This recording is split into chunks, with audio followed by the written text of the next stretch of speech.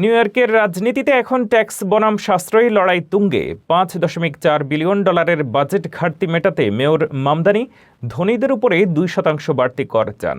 অন্যদিকে গভর্নর হুকুল ভয় পাচ্ছেন এতে সম্পদশালীরা ফ্লোরিডায় পাড়ি জমাবে।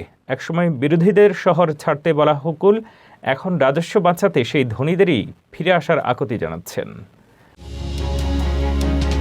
একসময় যাদের বলেছিলেন নিউ ইয়র্ক ছেড়ে চলে যান, আজ তাদেরই ফিরে আসার জন্য কার্যত অনুনয় করছেন গভর্নর ক্যাথি হোকুল। নিউ ইয়র্কের রাজনীতিতে এখন চলছে এক অদ্ভুত ক্ষমতার লড়াই। একদিকে মেয়র জোহরান মামদানির ট্যাক্স দ্য রিচ বা ধনীদের ওপর কর আরোপের দাবি, অন্যদিকে গভর্নর হোকুলের তাদের ধরে রাখার আপ্রাণ চেষ্টা।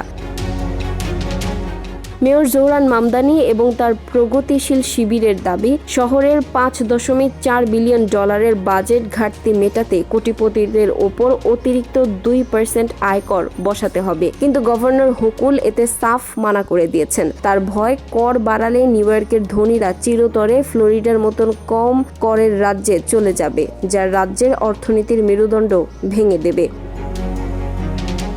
মজার বিষয় হলো 2022 সালে নির্বাচনী প্রচারণার সময় হুকুল তার বিরোধীদের ফ্লোরিডায় চলে যেতে বলেছিলেন, কিন্তু 2026-এর এই কঠিন বাস্তবতায় দাঁড়িয়ে তিনি এখন বলছেন, আমাদের ট্যাক্স বেস কমে যাচ্ছে, আমাদের উচিত পাম বিচে গিয়ে তাদের ফিরিয়ে আনা।